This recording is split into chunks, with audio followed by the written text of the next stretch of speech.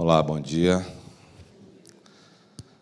Satisfação estar aqui com vocês, podendo falar um pouquinho das atualizações desse grandioso sistema, né, chamado E-Social, um sistema que vai afetar aí as relações de trabalho no Brasil inteiro, de todos os empregadores, de qualquer que seja a sua forma de contratação. E o pedido foi que a gente conversasse com vocês durante aproximadamente 2 horas, trazendo aí os principais desafios no âmbito das fundações privadas de apoio, né, à pesquisa de apoio às universidades, às instituições de ensino federal, né? Então, a proposta aqui é trabalhar um conceito de um sistema da forma ampla e também voltado aqui à característica específica da atividade que vocês realizam, né? Então, primeiramente, eu sou Daniel Belmiro, aqui eu estou na atividade de professor, estou de licença paternidade, na verdade, né? Então, estou na prorrogação aí da minha licença paternidade. Não tem nada a ver essa atividade com a atividade de auditor fiscal da Receita Federal, que é meu cargo como servidor federal que eu ocupo. Atuo hoje em dia em outros assuntos que nada tem a ver com o E-Social e estudo de forma paralela o E-Social. Atuei nesse projeto até 2014, então já tem algum tempo que eu estou afastado, mas costumo dizer que hoje sei mais de E-Social do que sabia quando estava no projeto, porque leio, né, estudo profundamente todas as questões técnicas com amparo na legislação, por isso atuo nessa atividade como professor. Aqui não representa a Receita Federal, nem os posicionamentos da Receita Federal, nem ela sanciona as minhas opiniões pessoais, que aqui serão apresentadas a vocês, tá bom? A nova sistemática de comunicação, agora com a E-Social, ela é muito parecida com o que aconteceu na nota fiscal eletrônica. Então, a nota, você tinha a nota em papel, qualquer um assinava, emitia aquela nota, um controle assim meio de carimbo, né, que vinha. A partir da nota fiscal eletrônica, passa a ser assinada pelo representante legal da empresa, o seu procurador, e também para aquele que transmite aquela nota para o fisco estadual e para o fisco federal. Então, nessa situação, apagaram a... Não quero que ninguém durma, está muito cedo para dormir, tá? Então, o modelo aqui do E-Social é mais ou menos esse. Você tem um evento que antes está num livro, um livro preto de registro de empregado, né? Uma ficha eletrônica, um RPA, um negócio solto que está no mundo do papel, e você passa para o mundo digital com a assinatura do representante legal da entidade ou o seu procurador, certo? Então, todo o evento vem assinado. E também pelo software que transmite. Responsabilidade atribuída, declaração, todos os efeitos declaratórios daquela assinatura que foi colocada ali. Ok? Então, quem vai responder? Vai responder o diretor da fundação, diretor-presidente, não sei qual é a titulação que vocês... mas não é ele que vai fazer. Então, ele vai fazer uma procuração eletrônica e vai atribuir ao coordenador de departamento pessoal da fundação, que vai assinar por ele. Ok? Não, aqui cada usuário do nosso departamento pessoal vai assinar o que está fazendo. Então, tem perfis, tem rotinas, né? Então, tem aquele que pode fazer as rotinas do departamento pessoal, as rotinas de saúde e segurança do trabalho, as rotinas de desligamento, os eventos de fechamento de folha de pagamento, são os eventos de gestão, né? Quem é que fecha a folha? Qualquer um pode fechar a folha. Então, há um processo de responsabilização muito mais forte agora. Padronização da linguagem em procedimentos. 4 órgãos federais, Receita, Ministério do Trabalho, vamos ver até quando, né? Ministério do Trabalho. A Receita também está uma previsão de mudar, de ser rebaixada, né? De secretaria da Receita Federal, hoje, em nível especial, para uma subsecretaria dentro de uma secretaria maior no novo Ministério da Economia, mas aí, por enquanto, é só especulação, né? O INSS e a Caixa Econômica Federal. São 4 órgãos, 4 atribuições complementares de fiscalização das relações do trabalho, que, unidas num único layout, num único padrão de informações, vão receber aquela mesma informação. Aquilo que você manda hoje, GFIP para um, RAIS para outro, CAGED para outro, DIRF para outro, não é isso? A mesma informação, só que com uma composição diferente, um layout, uma estrutura diferente, Acabam essas declarações, o E-Social passa a padronizar a linguagem comum para... Hoje, se você for fazer um cruzamento entre a base que está, a informação que está na RAIS, a informação que está na DIF, a informação que está na GFIP, a informação que está na Folha, provavelmente você vai ter dificuldade de fazer esse batimento. Certo? Então, a partir de agora, nós temos uma unificação. Alto rigor de qualidade e consistência. Isso aí é fundamental. Vai exigir precisão do agente, do analista de RH, do analista de departamento pessoal, da pessoa que vai fazer os procedimentos de folha de pagamento. Precisão. Tá? Então, precisa de capacitação, precisa entender, precisa conhecer o processo, porque colocar um código de incidência diferente do salário maternidade, por exemplo, ele não vai fazer dedução na guia mais. Botou o código errado, ele não entende o que é. Não botou o código certo de desconto de contribuição previdenciária, ele vai trazer como desconto zerado. A empresa não cumpriu a obrigação de descontar do empregado. Vai exigir precisão de todos. Okay? Não menosprezem a necessidade de conhecer profundamente as regras que estão ali colocadas. Tá? O modelo fiscalizatório, sem dúvida alguma. Eu saio de um modelo de declaração, que é hoje, um modelo arrecadatório, tanto a DIRF quanto a GFIP, por exemplo. A RAIS é um modelo estatístico. Eu saio de um modelo de arrecadação para um modelo de conhecimento de todos os fatores e fatos que acontecem nas relações do trabalho. Independente se tem ou não tem incidência, a GFIP você tem uma massa salarial, no E-Social você tem verba por verba, com a tabela de incidência e com todo o pagamento, todos os contra-cheques, todos os olerites ali colocados, certo? Recibo de salário, está tudo representado no E-Social. Então, é um modelo fiscalizatório. O viés é saber o que está acontecendo nas relações, o que o empregador está fazendo. Tá? Eu costumo dizer que é como se o fisco agora tivesse dado um passo para dentro do empregador.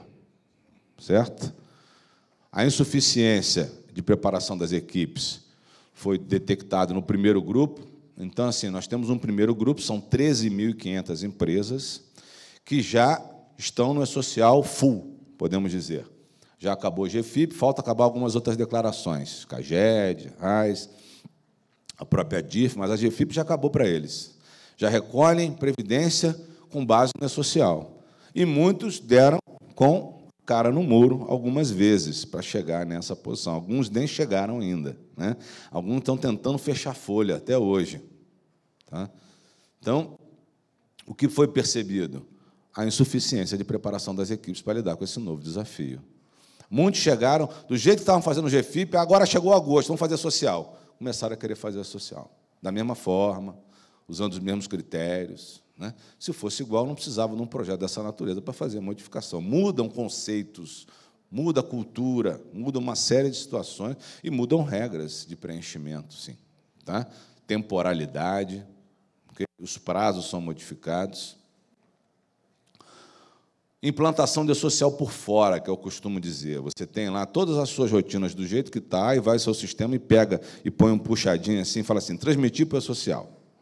Ele não altera nada do que está ali. Né? Ele simplesmente pega e implanta isso de uma maneira mais fácil. Obviamente que vai dar uma série de problemas. Eu costumo chamar da maldita fila do dia 7. Então, você vai fazendo as suas rotinas, contrato gente, demito gente, afasto gente. Aí, lá no dia 7, você vai ver para transmitir para o E-Social.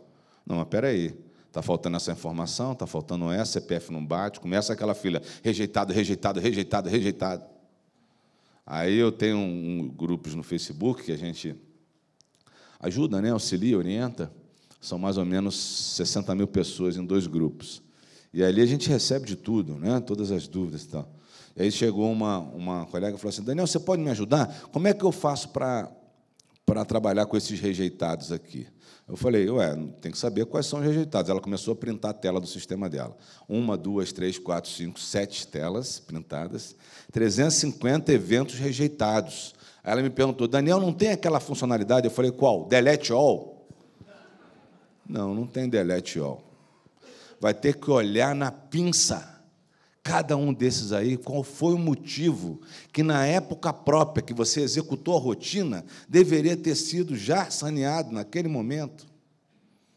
Aí você está deixando para fazer tudo como manda a GFIP, uma rotina apartada do departamento pessoal. O social não foi feito para isso. Se implantado dessa forma, ele piora as rotinas dentro do departamento pessoal. Tá? Ok? Ele é para ser implantado dentro da sua rotina. Admitir alguém, antes de eu concluir a admissão, eu tenho que enviar para o social, registrar esse trabalhador lá e trazer de volta. Só aí eu posso jogar ele para a folha, jogar ele para dentro da empresa, jogar ele para dentro da entidade. Ele foi feito para isso. Caso contrário, a proposta fica bastante ruim. Então, é a outra parte, a não internalização das regras de preenchimento e validação de social nos processos internos da empresa, do empregador como um todo. Baixo grau de priorização administrativa para a transformação da cultura organizacional e integração.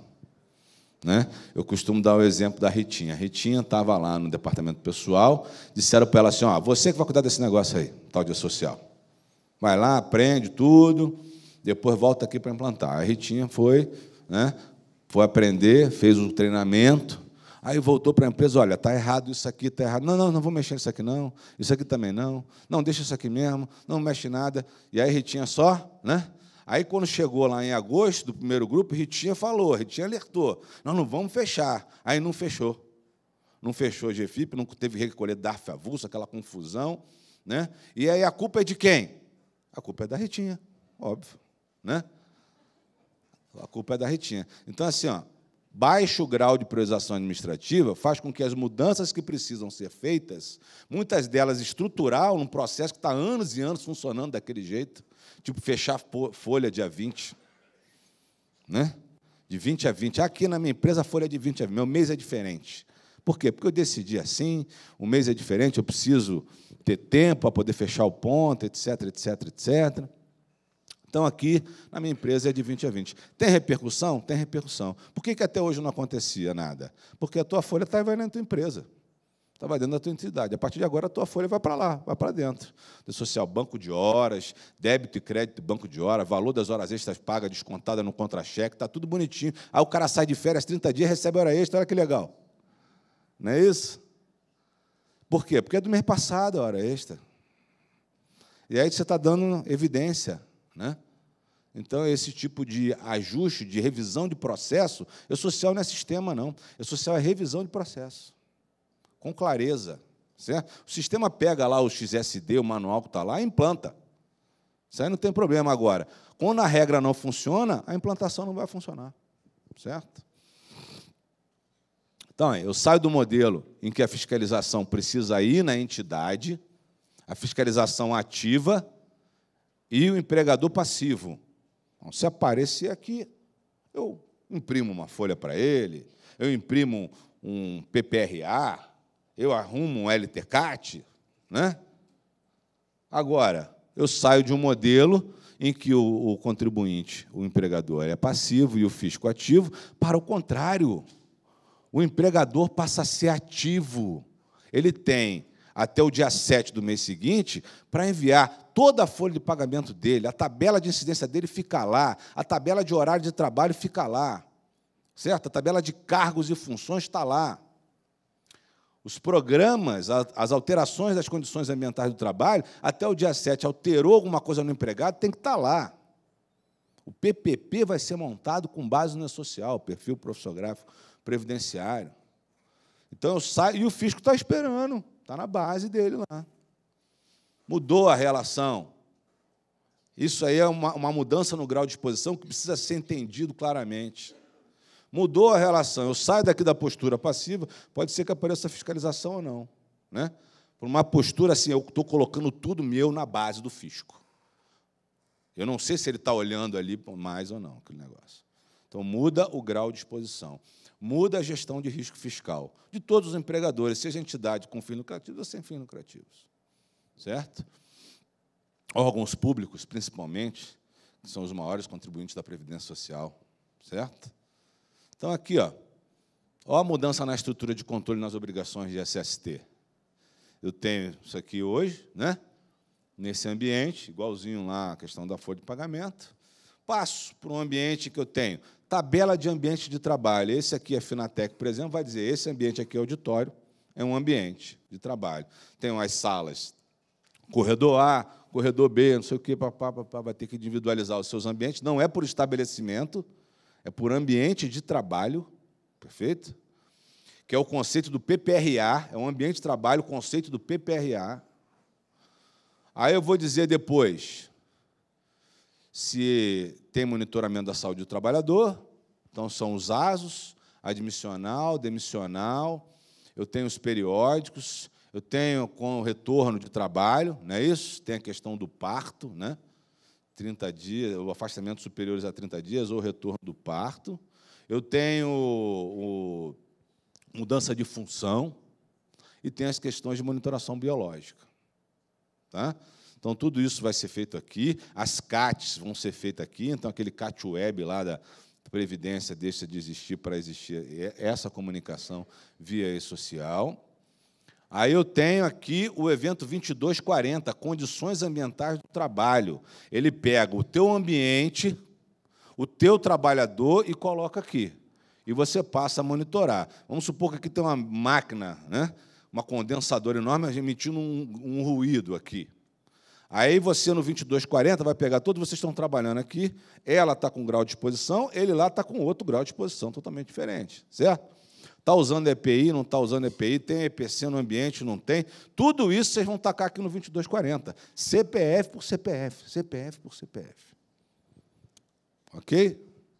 Ah, não tem mais a questão do grupo homogêneo de exposição? Até tem, mas você vai repercutir todos eles individualmente dentro do evento 2240, que é por CPF. Certo? Aí você diz, não, ele não está sujeito a ambiente de trabalho, não está sujeito a risco nenhum. Aí está lá a CAT emitida contra ele. 1, 2, 3, 4, 5. Né? Por quê? Porque as pernas não conversam, às vezes. Quem está emitindo CAT é outro setor. Você aqui está com... Né? Então, assim, passa a ter que ter uma gestão integrada de prevenção do meio ambiente de trabalho. Tá? Aí, estava aqui em Brasília, olhando para a esplanada, bonitão. Aí eu olhei para o lado, na rodoviária, né? Aqui no CONI, quem é de Brasília sabe ali. Aí está lá, vendo ouro, compro ouro, admissional, demissional. Hoje é assim. Né? Aí você vai ter um exame admissional, que vai ter um médico que foi feito, e aí o cara é lá de Goiânia e está fazendo aqui. Né? O cara lá não sei de onde está fazendo. Pô, esse médico é um prodígio, ele percorre o Brasil inteiro fazendo avaliações. Né? Então, em 30 dias, ele conseguiu percorrer mais de 250 cidades que estão emitindo ASO para aquele médico que está aqui em Brasília. Então, essas questões vão passar a ser verificáveis. Já, aonde está esse atestado hoje? Está na gaveta, né? Na gaveta da entidade, quando está. Ok? Então, sai dessa realidade aqui para ir para essa realidade aqui. Ok? Temos aqui um único canal, todos os órgãos vão se alimentar desse ambiente nacional, existe um consórcio publicado. Todas as informações que eu passo para vocês aqui hoje elas são publicadas, elas estão disponíveis a todos na internet. Né? É que a gente vai fuçando e vai organizando ela para entregar. Então, aqui tem um acordo de cooperação técnica entre esses órgãos, que criou um consórcio que explora esse ambiente nacional da social. Inclusive, cada um paga um pedaço. Tá? Tem gente que fala, esse social não vai para frente. Tem gente que até hoje fala isso. Né? Esse social não vai. Agora, com o Bolsonaro, vai acabar tudo. Né? Então, assim, eu tenho escutado muito isso. Vai acabar a fiscalização do trabalho? Vai acabar o imposto de renda retido na fonte? A Previdência estão discutindo aí, pode ser que acabe, mas, de repente, muda a patronal, mas fica do segurado, que é um critério relevante. Então, assim, independente do que aconteceu, o social ainda se justifica. E ainda se justifica até financeiramente, em termos arrecadatórios, fiscalizatórios, etc., etc. Tá? Pelo e-social, que, inclusive, está dando problema agora. Por quê? Porque o INSS, quando substituiu a GFIP, o INSS não está olhando para o e-social. Então, os 15 milhões de trabalhadores que estão tendo, desses 15 milhões do primeiro grupo, que estão tentando acionar um benefício previdenciário, estão com problema. Aí o pessoal está mandando, Daniel, está acontecendo algum problema? Tá, o INSS não fez o que tinha que fazer. Né? Então, faz o quê? Entra lá na ouvidoria, faz uma reclamação. Atocha aquele negócio de reclamação lá. Por quê? Porque é assim que vai funcionar, por meio de pressão da sociedade. Está errado? Está errado. Deveria estar pronto? Deveria. Aconteceu a mesma coisa no doméstico? Aconteceu a mesma coisa no doméstico. Ah, mas não aprendeu a lição? Deveria ter aprendido. Né? Então, essas coisas que no Brasil a gente precisa efetivamente dar conta de resolver.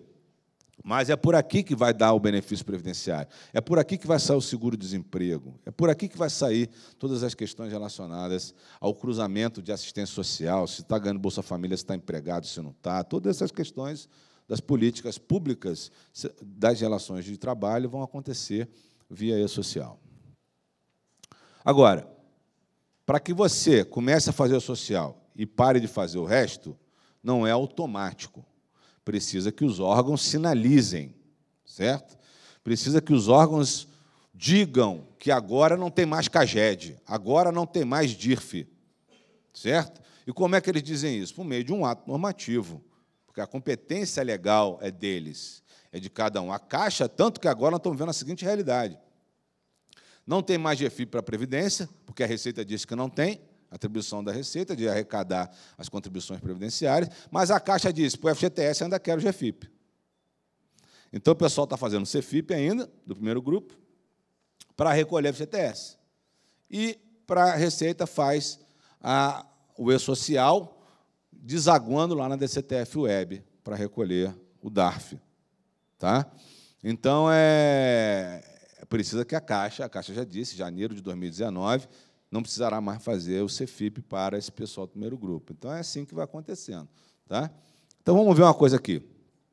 A Receita disse lá, ó, Instrução Normativa 1767, lá em dezembro de 2017, durante a implementação progressiva do E-Social e da FDRINF, que aí é toda a parte da relação PJ-PJ, né? Então, a retenção no tomador de serviço e a informação do prestador de serviço, pessoa jurídica, acontece na FDRINF, não é uma relação de trabalho, é uma relação contratual, certo?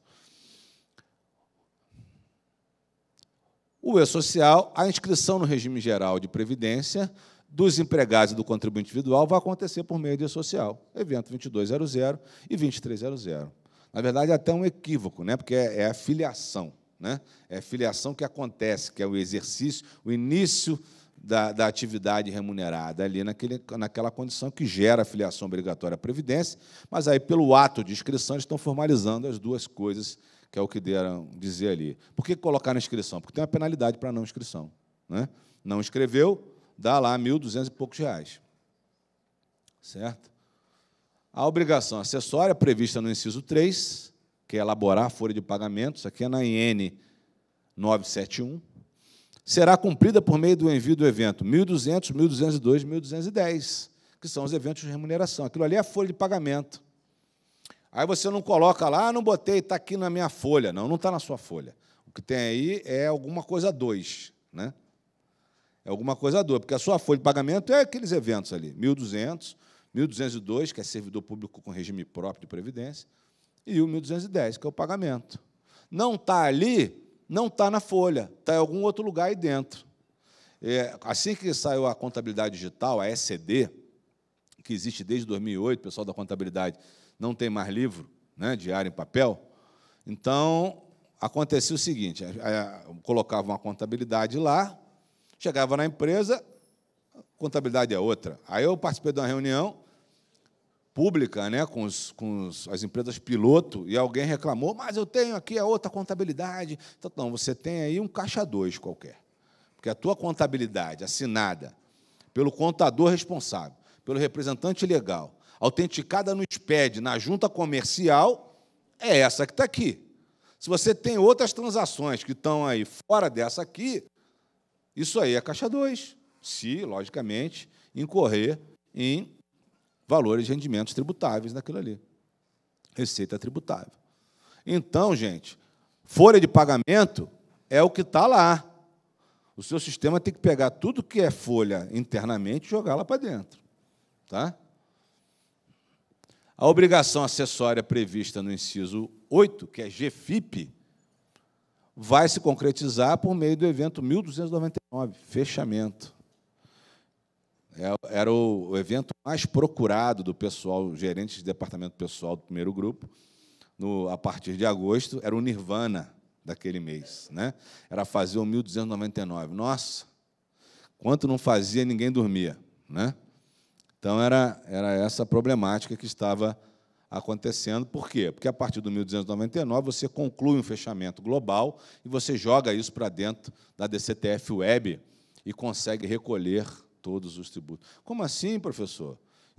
Se eu não conseguir declarar, eu não vou conseguir recolher? Não vai.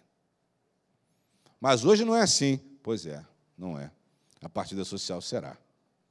Durante um pequeno período, vai haver uma transição de permitir um DARF avulso depois, isso será cortado. Tá? Então, não conseguiu jogar, fechar a folha, não consegue fazer o pagamento. Não cumpre a obrigação principal com base na ausência do cumprimento da obrigação acessória de declarar. Tá? E aqui a CAT e o PPP serão cumpridos com base nos eventos de SST. Percebam, em todos os eventos, ele exige de vocês que vocês sejam bem-sucedidos no que fazem. O envio com sucesso. Certo? O envio com sucesso. Ele sempre frisa. Não basta bater na trave, não basta tentar. Tem que conseguir, não é mesmo? Tem que conseguir, tá? Então, ele diz aí, olha, calma, que tudo aquilo ali que é valor jurídico das coisas, tudo aquilo ali que é o valor jurídico que a Receita está atribuindo ao E-Social, vai esperar ainda, vai ter um outro ato normativo que vai dizer exatamente quando aquilo ali passa a ter aquele valor que foi dito. Aguardem, eu ainda vou mandar um outro ato normativo dizendo que, a partir de agora, os eventos 1.200, 1.210 é folha de pagamento. Os eventos 2.200, 2300 é a inscrição na Previdência. Então, espera. Eu só anunciei para sinalizar. Tá? Por quê? Porque, enquanto não vier isso aqui, a penalidade sobre a omissão ou o descumprimento daquelas obrigações ainda não é aplicável. Ainda não é aplicável. É isso que sinaliza juridicamente esse dispositivo. Tá? Então, e aí ele traz, a partir da competência agosto de 2018, janeiro de 2019 e julho de 2019, para cada grupo, ele substitui, então, a GFIP pela DCTF Web e eu recolho o DARF a partir da DCTF Web. Essa instituição normativa vai precisar rapidamente ser alterada, porque já não tem mais 3 grupos, tem 4. Né? E aí as fundações privadas estão no grupo 3, como nós veremos no cronograma. Tá? Ok? Então, vamos adiante. Quem aqui está tendo o primeiro contato com esse E-Social? Por favor, levanta a mão. Ok. Pessoal da área de departamento pessoal das fundações, levanta a mão, por favor. Ok. Área de contabilidade. Certo. TI, tem? Pessoal da TI? Bom. Área jurídica? Opa, bacana. Bacana. Ano passado eu fiz mais de 50 palestras. Ano passado, esse ano, né? Eu fiz mais de 50 palestras. Se tinha um do jurídico nas palestras, era muito, no jurídico das empresas. O impacto da tabela 1070, que é a tabela do jurídico, que eu costumo dizer, né? Então, se eu tenho uma reintegração por decisão judicial, eu preciso do processo. Se eu tenho uma não incidência por conta de um processo judicial, eu preciso do processo. Né? Se eu tenho lá uma repercussão de auxílio-doença que virou acidente de trabalho e eu recorri no INSS, eu preciso do processo. Tudo eu preciso do processo. E aí, que nem aconteceu lá, eu recebi um e-mail meu como servidor, né? Agora o servidor poderá pedir não sei o quê, em função de um processo que, aí eu vi lá, transitou em julgado em janeiro de 2018. Mas, espera aí, se transitou em julgado, por que isso está vindo agora, em novembro, já que vai ter que fazer retificação das folhas todas, não é isso? Se isso já estava na mão da Procuradoria, por que não passou isso logo? Então, assim, para alertar aqui, cada processo que interfere no E-Social, na relação de trabalho, se você demora muito para comunicar o seu DP, você vai obrigá-lo a retificar todas aquelas folhas de pagamento. Então, vamos supor que tinha uma liminar, dando...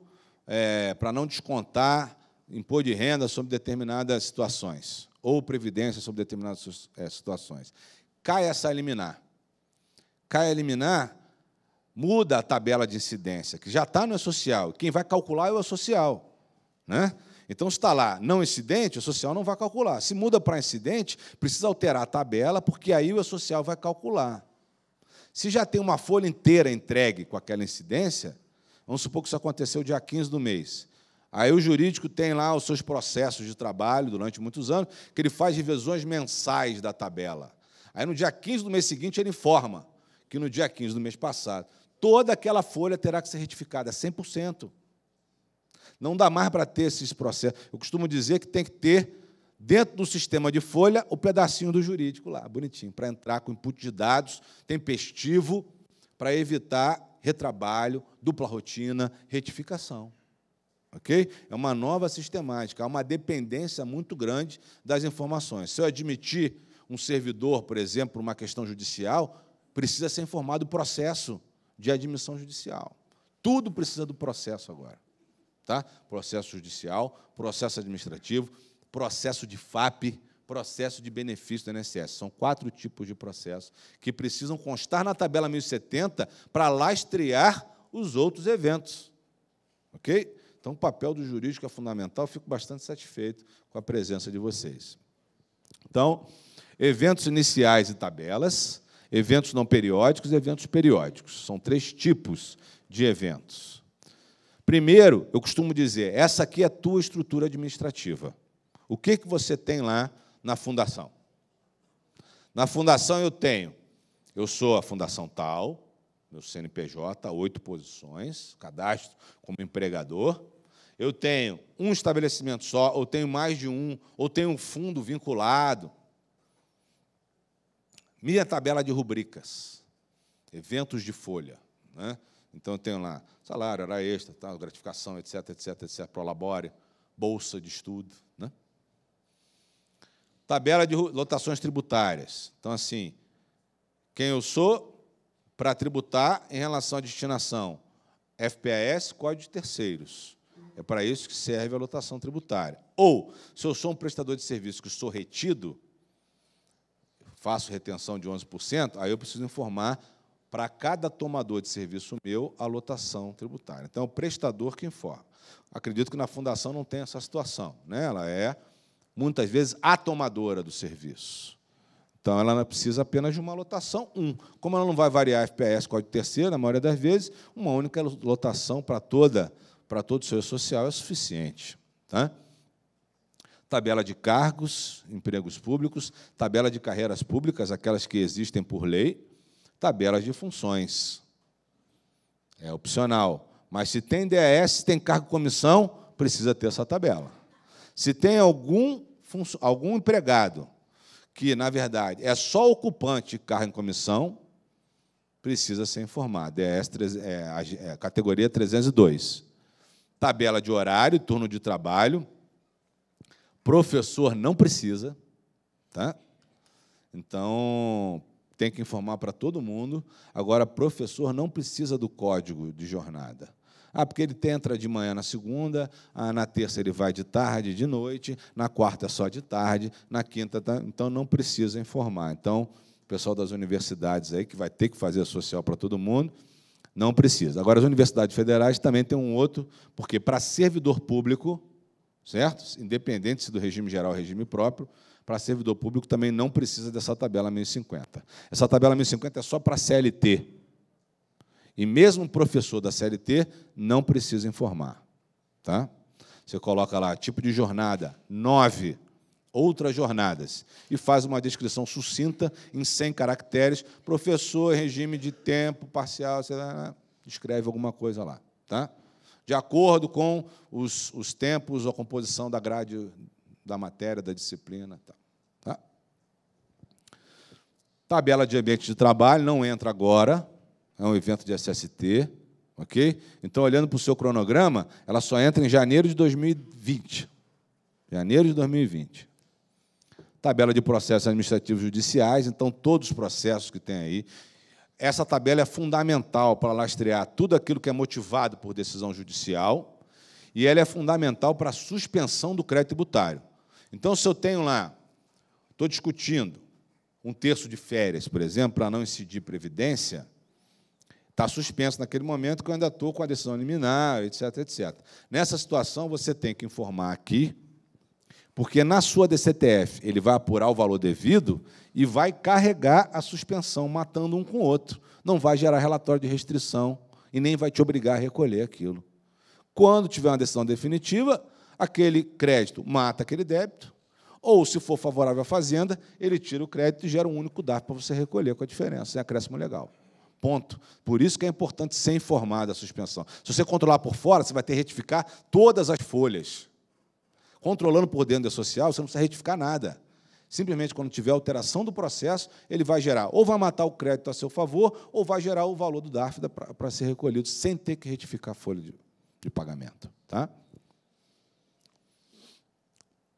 E aí vem os eventos não periódicos. Os eventos não periódicos têm esse nome porque podem acontecer a qualquer momento, não tem um prazo pré-definido. Eu posso admitir um cara hoje ou não, posso desligar um cara hoje ou não, mas todo fato jurídico da vida do trabalho tem que ser reportado por meio desses eventos. Admissões, afastamentos, desligamentos, aviso prévio, né? Os eventos de SST, toda a gestão lá de SST, é tudo considerado eventos não periódicos. Principalmente as alterações, tá? Então, é algo que não costuma ser reportado pelos empregadores. Dificilmente a gente vai lá, pega na GFIP e acha o dado cadastral atualizado do funcionário, né? Normalmente, é aquele primeiro dado que eu botei lá quando fiz a primeira carga, depois nunca mais mexi. Se isso acontecer com a social, vai dar problema. Vai dar bastante problema. São os eventos extemporâneos do E-Social. Tá? Então, tem que se preocupar em manter atualizados os dados cadastrais e os dados contratuais do trabalhador. Aviso prévio, convocação para trabalho intermitente, né? Então, essa nova modalidade que você contrata o trabalhador intermitente, é uma categoria específica na Social 111, e toda vez que você chamá-lo, você tem que convocá-lo. Dizer, inclusive, quantos dias será aquela convocação. Tá? Reintegração, desligamento, trabalhador. Alô? Os trabalhadores sem vínculos. Esses trabalhadores sem vínculos são os contribuintes individuais, né? Então, tem aí uma gama de trabalhadores, inclusive os bolsistas, certo? Só que os bolsistas, categoria 903 do E-Social, agora vocês se interessaram, né? Categoria 903 do E-Social, eles não são obrigatórios o evento 2300. Tá? Eu vou falar mais sobre ele, mas aqui nós temos aqueles, é obrigatório para aqueles contribuintes individuais que, mesmo sem relação de emprego, têm um vínculo permanente com o empregador, certo? Um diretor não empregado, um cooperado dentro de uma cooperativa, um presidente de associação. Tá? Então, esses casos, mesmo que ele não tenha um dirigente sindical lá no sindicato, mesmo que ele não tenha um vínculo de emprego, o vínculo dele, contratual, é permanente, tem viés de permanência. Por isso que é obrigatório. Estagiário, o estagiário tem que estar aqui, obrigatório. Mas o bolsista não. Nem o trabalhador autônomo, o prestador de serviço, o seu Zé, que vem aqui na Finatec e faz o jardim maravilhoso aí de 15 em 15 dias. Não precisaria. Tá? Então, temos algumas categorias em que o 2300 é obrigatório, outras que não. Isso aqui não é cadastro de fornecedor. Tá? Vou botar lá, porque isso aqui é meu cadastro de fornecedor, eu já tenho, ponho lá. Não. Você coloca o início da atividade, certo? Então, quando você coloca, isso aqui é contrato, não é cadastro. Quando você coloca no 2300, você coloca lá, fulano, início de atividade, tanto. Se deixar em aberto, ele está prestando serviço. Não é isso? Muitas vezes, na justiça, o que acontece? Reconhecimento de vínculo. Por quê? Aí ele vai olhar, deixa eu ver o que está escrito lá no seu E-Social. Não, no E-Social ele está lá no evento 2300, contratado em janeiro de 18, e está em aberto, não foi desligado, não houve o término do contrato, o 2399. Portanto, reconheço o vínculo. Isso aí o juiz, né? Mas o juiz do trabalho vai acessar o E-Social, eles já estão babando pelo E-Social, né? Já está escorrendo, já. Eu quero, certo? Então, assim, não sem dúvida nenhuma, ok? E aqui é para instituto de pensão, certo? E aí os eventos periódicos são os eventos de remuneração, tá? Então, eu tenho com o regime geral, remuneração do regime geral, remuneração do regime próprio. Aqui começam as questões do regime de competência e regime de caixa, que a Folha não pratica. E isso está entrando na espinha dos sistemas que estão ainda não querendo sair da zona de conforto. Eu não quero mudar isso, eu não quero trabalhar com a necessidade de jogar retroativo, mas aí vai dar problema no social. Tá? Eu costumo dizer que o stakeholder adormecido, que era o fisco em relação à Folha, começou a pedir o seu lugar. Por quê? Porque a Folha trabalha para o financeiro, não é isso? Ela trabalha para o fiscal financeiro. Ela alimenta contábil, ela alimenta financeiro para pagar. Ela alimenta contábil, ela alimenta financeiro para pagar. E aí agora o fisco falou assim, não, eu quero a minha parte. Pode voltar para a competência. Certo? Então, assim, estava adormecido e agora vai precisar ver isso de forma muito clara. O evento caixa é o evento pagamento de rendimentos do trabalho, é no momento que se paga. Incidência do IR, e aqui também a fiscalização do trabalho vai olhar se está pagando o salário dentro do mês até o 5º dia útil do mês seguinte, artigo 459 da CLT. Então, tem essas duas funções. Em relação aqui ao 1.200 e 1.202, eu tenho a remuneração de trabalhador vinculado ao regime geral, e eu acho que na fundação não tem aí o vínculo efetivo. Né? Ok? Talvez um professor de uma universidade que venha trabalhar como cedido, ele, nessa condição de cedido, ele não entra como RPPS, ele entra como cedido, vai entrar como trabalhador sem vínculo. Agora, se houve uma sessão específica e ele não atua mais na universidade, ele atua exclusivamente ali, recebendo remuneração, aí ele mantém a condição de RPPS. Então, cada caso precisa ser identificado. Tá? Porque se ele está trabalhando com o cargo dele de professor na universidade e atua em outra atividade na fundação, aqui é outro vínculo previdenciário, não é o mesmo que ele tem lá. Agora, se ele deixa, em função do cargo dele, e assume aqui exclusivamente, e deixa de atuar lá, aí ele mantém a vinculação da RPPS. E aí não teria, sobre essa atividade, a vinculação ao regime geral de previdência. Entenderam? A legislação ela é bastante milimétrica nessas questões. Tá? Aí eu tenho a aquisição de produção rural, o evento 1.250, e aqui não tem a ver com aquela bolsa que vocês pagam para a questão do meio ambiente, não tem uma questão dessa, da pessoa que preserva lá e tal, e ela recicla, e ela faz tal, tem um programa do governo federal, aquilo ali é uma assistência que é prestada. Se tem retenção do IR, não é em função da relação de trabalho, porque não há relação de trabalho nessa questão. Então, aquilo ali é FD-REINF, lá na frente, quando for modificar a DIRF. Por enquanto, eles ficam na DIRF, lá onde eles estão, quando tem a retenção. Né? Beleza? Informações complementares, que é para empresas que têm substituição, não é o caso de vocês. E aqui, os eventos de fechamento de folha. Fechamento de eventos periódicos, 1.299, cravou. A tua folha contém todos os trabalhadores que constam no RET. Certo? 1.295, você mandou o 1.299, não conseguiu fechar. Precisa pagar, porque você colocou 99% dos seus trabalhadores lá. Está faltando só aquele que está de aposentadoria por invalidez, você não acha o cabra de jeito nenhum. Né? Então, você manda o 1.295. E aí, fecha. Parcial é uma totalização para pagamento de contingência, habilita a DCTF, transmite a DCTF e faz o pagamento. Tem gente que está fazendo assim, ó, eu mandei o 1.290, eu não consegui fechar, mas você botou 95% da tua folha lá, está faltando uma merreca.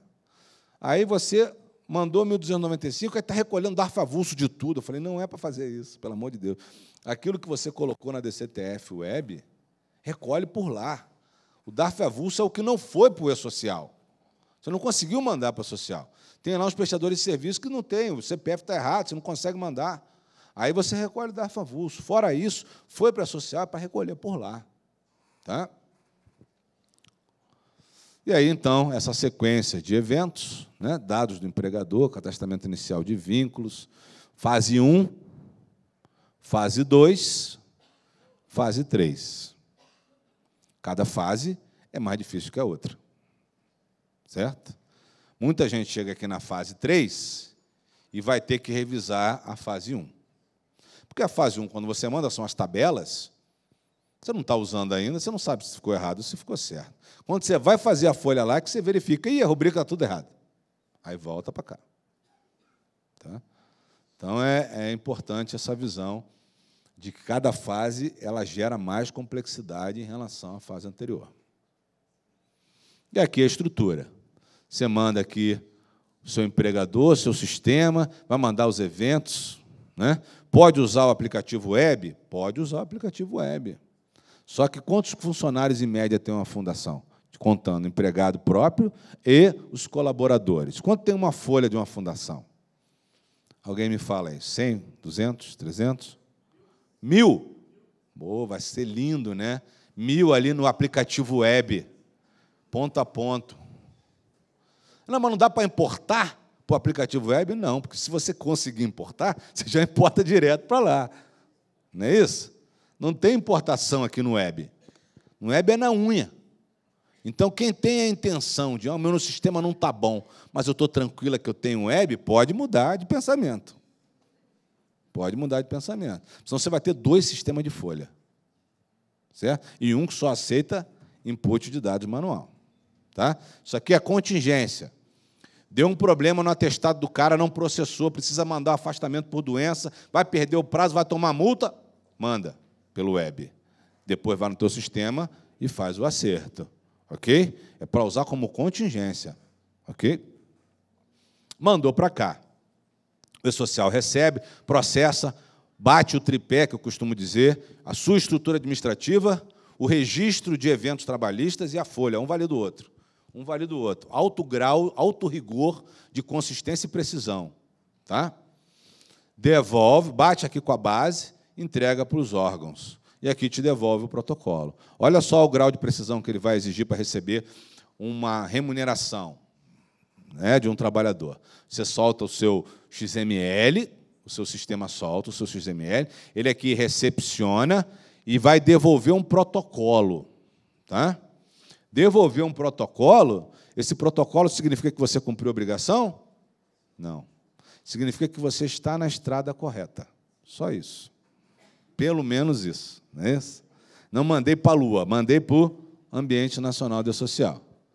Aí ele vai falar, agora eu vou ver se posso recepcionar. Então, vamos lá, validação. S1000, contribuinte, empregador, ok. Tabela de estabelecimento, ok. A folha está aberta no período para recepcionar, sim. O empregado está ativo no RET, admitido, sim. Lotação, ok. Rubricas de folha, todas que constam aqui estão na tabela 1010, ok. Conteúdo, em relação a valores de informação base de cálculo, valor líquido, outras validações, matrícula do empregado, etc., etc. Agora eu recepciono e ponho aqui. O seu sistema vem, pega o recibo e aloca. 1.000 funcionários na fundação. Hoje você manda um CFIP, e você tem um arquivo CFIP-RE, beleza? Guardou o backupzinho. Se precisar, só restaurar, né? Então, isso fica na mão do usuário do DP. Não, ninguém tira o meu CFIP-RE. Ninguém... Aquilo ali é um mantra. Imagina agora no E-Social, em que o recibo é por trabalhador, por evento. Não é mesmo? Então, eu tenho 1.000 recibos de remuneração. Só que você tem 1.000 pagamentos desses caras. Então, são 2.000. Normalmente, 10% de movimentações, férias, tal, né? Então, 2.200 recibos por mês. Vai ficar na mão do DP? Impossível. Impossível. Isso é problema para sistema. É o sistema que tem que guardar os recibos. Tá? Esses recibos podem ser consultados no aplicativo web. Em caso de dúvida, um ponto a ponto, eles vão estar lá. Você bota lá, abre um CPF, pede para abrir a admissão, tem lá o recibo daquela admissão que foi transmitida. Então, pode ser. Tem o E-Social BX, que você vai poder recuperar os eventos. Então, não é o fim do mundo, mas não é para que o usuário do DP concentre essa tarefa na sua mão. Isso tem que ser sistema. Tá? E aqui, concluiu tudo, fechou, paga. Manda para a DCTF Web e paga o DARF. Então, não tem pagamento antes. Não estou conseguindo fechar, quero pagar. Não vai ter mais isso. Tá? Estamos na fase de transição, ainda tem essa figura do DARF avulso que não vai mais existir. Então, você vai ter que fechar a tua folha para poder pagar a obrigação, a contribuição previdenciária e, no futuro próximo, o imposto de renda retido na fonte. Tá? Quanto à Caixa, quando você faz o 1.200 de remuneração, que apura o FGTS, ele permite que você já vá recolhendo. A Caixa não vai exigir o fechamento, tá? Para fazer o recolhimento do FGTS. A cada 1.200, ele vai já habilitando a geração da guia lá no ambiente do Conectividade Social. Como se fosse a DCTF Web da Receita, a Caixa vai ter a guia lá de consolidação das informações que ela recebe do E-Social, mas ela não exige o fechamento. A Receita exige o fechamento. Aqui, ó. Receita Federal divulga instruções para a emissão de DARF avulso. Deve-se destacar que, antes da emissão do DARF avulso, o contribuinte que não conseguiu enviar o fechamento da sua folha deverá utilizar o evento 1295. Primeiro, o que apurou no E-Social, apura lá. Ok? E aí, eu tenho, excepcionalmente para o período de agosto, está vendo? Não é uma situação que vai ficar ad eterno. Aí, depois, prorrogaram para setembro, né? Não sei se prorrogaram para outubro, eu confesso a você que depois que a gravidez da minha mulher chegou na parte final, eu dei uma esfriada, mas a tendência é que isso aqui seja eliminado, é transitório. Tá? Pode ser que também, para o segundo grupo agora, a partir de abril, né, quando vai começar a GFIP ser substituída, eles também têm um período em que seja disponibilizado o DARF avulso, mas é sempre transitório. Tá? E aí, tem muita gente que fala assim, não, o ambiente de social está fora, o ambiente de social está fora, o ambiente de social está fora. E aí foi criado um local onde o empregador pode verificar se é o seu sistema que está fora ou se é o E-Social que está fora. Tá? Então, tem lá o sinaleiro, né? Então, está lá no portal do E-Social, o ambiente de produção e produção restrita. Os dois, de 15 em 15 minutos, eles geram uma medição. Ok? Então, você pode... Esse aqui é o caguete, né? O teu sistema fala, não, está fora, o E-Social está fora. Aí tu vai lá, entra lá, está verde. Aí tu manda a foto para ele. Como é que é? Aí ele, não, nós estamos fazendo a manutenção, não foi avisado previamente, tal. Ok? Uma outra situação é produção restrita. Fica sempre em paralelo. Ok?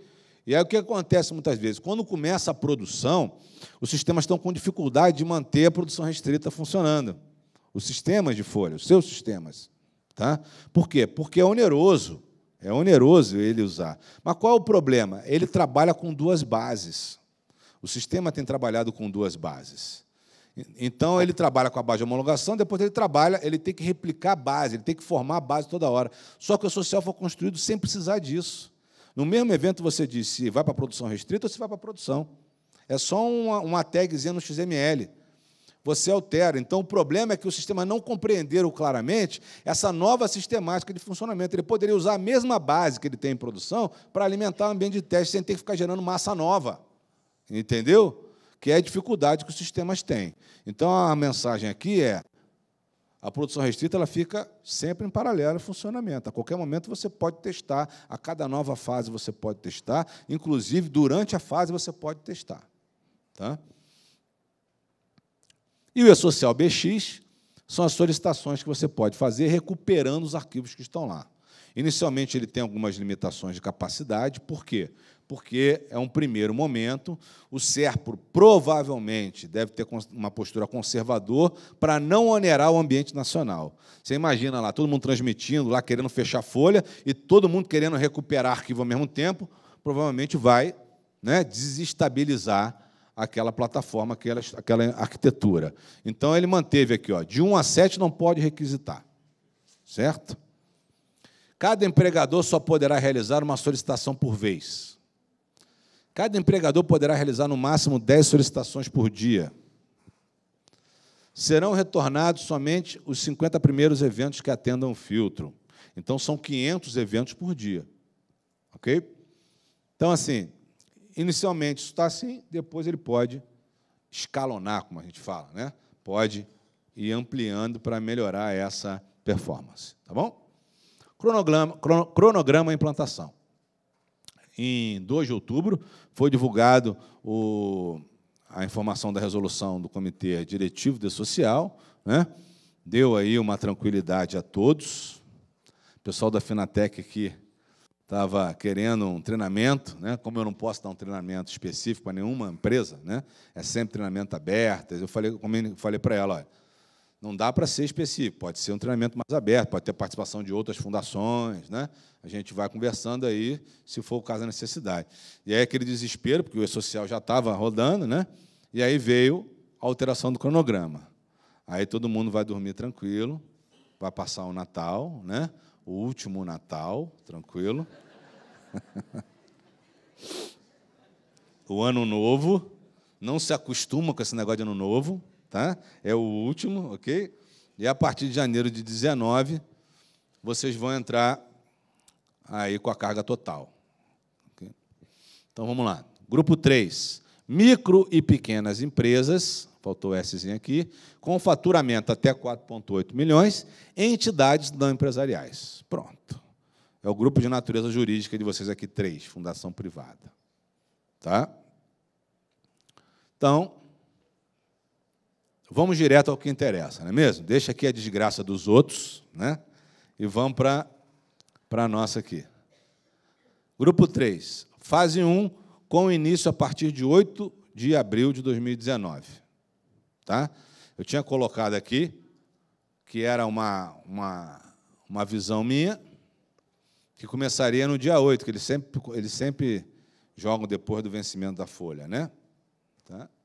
Aí depois vem 8 de julho, mas aqui a fase 2 parece que ficou 1º de julho mesmo. E a fase 3, a partir da competência 10 de competência outubro de 2019. A fase 4, morre GFIP para a fundação a partir de janeiro de 2020. E a fase 5, a partir de julho de 2020. Então, SST para vocês, na verdade, é aquela tabela ambiente de trabalho só em julho de 2020. Parece um prazo tranquilo, não é mesmo? Mas não é. Há muito trabalho.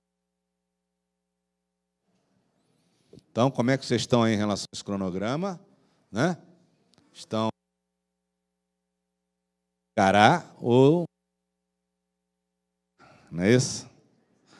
Vamos esperar novas informações atualizadas. Não deixem para fazer isso, o tempo é realmente curto para a quantidade de coisas que precisa ser feito, né? Convencer os seus professores que prestam serviços de instituição e ensino, que precisam dar as informações a tempo e a hora, não é mesmo? Há todo um trabalho aí de cartilhamento que precisa ser feito. Tá? Implantação de social por dentro e por fora. Né? Então, nós temos aí a necessidade, obrigatoriedade de todas as áreas envolvidas nas relações do trabalho estarem trabalhando integradas. Então, nós temos aí a área de RH, departamento pessoal, a área de saúde e segurança do trabalho, a área jurídica, em relação, não só em relação aos processos trabalhistas, tá? Que ainda não veio para o social, a GFIP 650, mas virá. A GFIP 650 virá para o social, ainda não veio. Okay? Deve ser criado um evento específico para a informação das reclamatórias trabalhistas, ainda não tem essa informação lá. E a área fiscal. Qual é o papel de um colaborador que está liderando a implantação do social na empresa ou na entidade como um todo? Eu sempre costumo dizer que a Ritinha, coitada. Por que botaram a culpa na Ritinha? Porque a Ritinha só ficava ligando para os outros, né? Ligava para o fulano, ligava para o ciclano, olha, tem que fazer isso, tem que fazer aquilo outro, tal. E aí, na hora que deu o problema, não tinha nada documentado. A Ritinha não documentou o trabalho dela. Então, ela falou, mas eu falei com a fulana. A fulana, não, comigo tu não falou, não. Não é mesmo? Comigo você não ligou para mim, não. Então, aqui, ó, o papel é relatório de diagnóstico, ou qualquer nome que vocês queiram dar, com um mapeamento dos riscos e das responsabilidades, obrigatoriamente. Quem é responsável pelo quê aqui?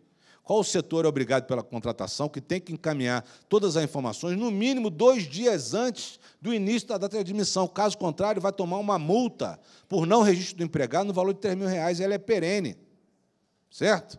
Não encaminhou a admissão num dia antes, o que vai acontecer? Eu mandei no mesmo dia. Manteve empregado sem registro na empresa. Tal, R$3.000, que é a nova multa da CLT. Ok? Precisa estar mapeado. Quem é responsável por fazer isso? O setor tal. Assina aqui, setor tal. Tomou conhecimento.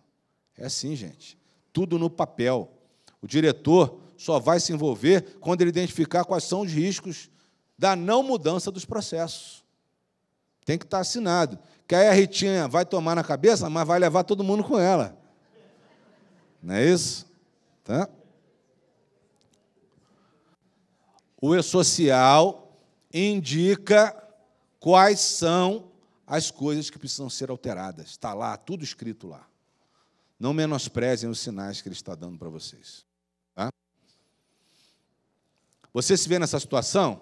Você já alertou o suporte do seu sistema da Folha que o valor custeado pela empresa, dos benefícios sociais concedidos aos trabalhadores, precisam constar da Folha, mas o sistema insiste em afirmar que não é obrigatório. Assistência médica, cartão alimentação, né? Se tiver equipamentos, tudo isso precisa constar da Folha, é legislação de folha de pagamento. Mas o meu está fora da Folha. Então, traz como verba informativa. A Folha não precisa pagar, mas ela precisa informar. É o que determina a legislação federal. Certo? Então, aí o seu sistema fala, não é obrigatório, não vou botar. Onde que está a legislação? Aonde que está? Diz para mim onde que está. Normalmente é assim que o pessoal pede. Né? Eu tive que fazer um vídeo na internet, botei no meu canal no YouTube, no Facebook, pegando as últimas 5 autuações de empresas que, por elaboração de folha em desconformidade.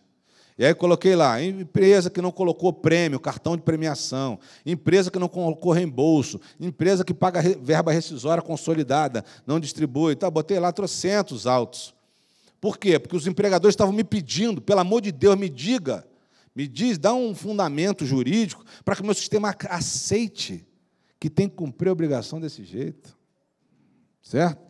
Então, há uma DR grande entre sistemas de folha e empregadores nesse momento. É a DR do momento. Tá?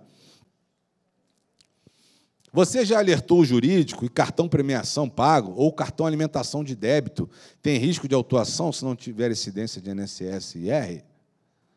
Então, tem um debate que está acontecendo na jurisprudência administrativa com cartão alimentação. Professor, mesmo a empresa inscrita no PAT? Mesmo a empresa inscrita no PAT. Por quê? Porque a Procuradoria da Fazenda Nacional está entendendo que o cartão alimentação é pagamento em pecúnia. Portanto, não poderia nem estar abrangido pelo PAT. E aí o CARF entendeu, de acordo com isso, já em 2 decisões, e até na Câmara Superior de Recursos Fiscais. Então, há um risco grande, tem que ser debatido. Eu costumo dizer, tabela de incidência não é para o DP matar no peito. Tem que ter o apoio da área jurídica. Certo? Classificação de incidências polêmicas não é para o DP chegar e dizer qualquer consulta à área jurídica, ela vai olhar a jurisprudência dos tribunais, vai olhar o que está acontecendo administrativamente, vai fazer uma avaliação de risco jurídico sobre colocar ou não naquela incidência. Vamos lá. Dia 8 de abril de 2019. As fundações privadas estarão começando a segunda fase, eventos não periódicos do E-Social. E aí eu tenho, sua empresa contratou 20 funcionários para começar na segunda-feira. E aí chegou no final do expediente, do departamento pessoal, lá para as 10 da noite, não é isso? Para as 10 da noite, faltavam 6 funcionários sendo enviados. O que você faz? Deixa ou tira? Né? Liga para eles e fala assim, não, entra, data de admissão vai ser prorrogada, você vai entrar depois. Ou você fala, não, deixa, que coitado, professor da universidade. Né? Tá, se bem que esses vínculos não são, né? Porque são empregados mesmo aqui no caso. Tá? O vínculo de professor, normalmente, que é de pesquisador, aí não precisa aqui, porque a bolsa de pesquisa não entra nesse padrão, menos mal, não é isso? Estou falando de empregado, tá? Empregado CLT. Precisa entrar a admissão antes do início da data de admissão. Se você deixa eles admitirem, você tem duas alternativas. Você vai tomar uma multa de R$ 3.000 por esses 6 funcionários, 3.000 para cada um, ou você vai mentir a data. Vai colocar uma data que não condiz com a realidade. Aí você passa a ter mundos paralelos. Aí você passa a ter a necessidade de controlar duas coisas. Tudo por quê? Não é porque você queria sonegar, não. É porque você descontrolou o processo. Deixou a coisa acontecer. Bastava ligar para o cara e falar assim, espera, quem é que dá a data de admissão agora? É a contratação? É a captação? Ou é a área de departamento pessoal? Aquela data inicial agora, ela é meramente uma data estimada para o cara começar. Precisa ser confirmada pelo registro.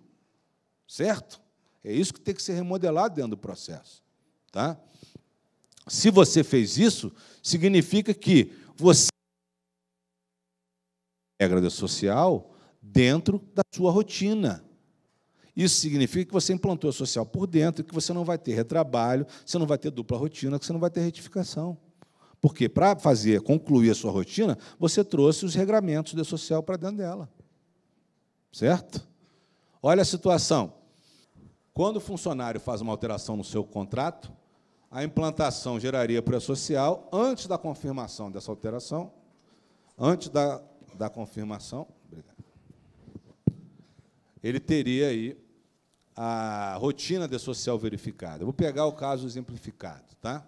Então, eu tenho lá, no dia 15 de maio,